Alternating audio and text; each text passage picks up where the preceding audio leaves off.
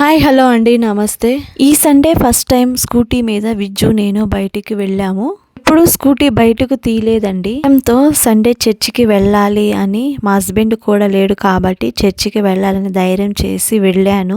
నడుపుతాను కానీ మా క్యాంపర్స్ లోపలే తిప్పుతాను. లోపల చర్చి వరకు తీసుకెళ్లి తీసుకొస్తాను. హస్బెండ్ ఉన్నప్పుడు కూడా వద్దు బయటకు తీయొద్దు నువ్వు స్కూటీ అనేవాడు.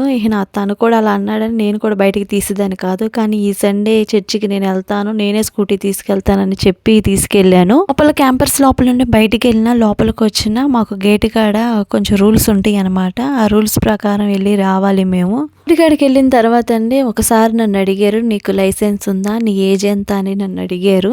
ఏమో బయటకు పంపించరేమో అని అనుకున్నాను. కానీ సార్తో నేను మాట్లాడిన తర్వాత సరే వెళ్ళు, జాగ్రత్తగా వెళ్ళు అని అన్న. ఎక్కడికి వెళ్తున్నావు అని అడిగారు. చర్చికి వెళ్తున్నాను సార్ అని చెప్పాను. ఆ విజ్జువేమో అమ్మ సండే మనిద్దరమే స్కూటీ వేసుకుని వచ్చేసేద్దాం డాడీ డ్యూటీ అయినప్పుడు అని అంటున్నాడు వాడు వెనకాల ఉండి నాకు. అలాగైతే దేవుని కృపను బట్టి చర్చికి వెళ్ళి మంచిగా మళ్ళీ లోపల కూడా మేము వచ్చేసాము.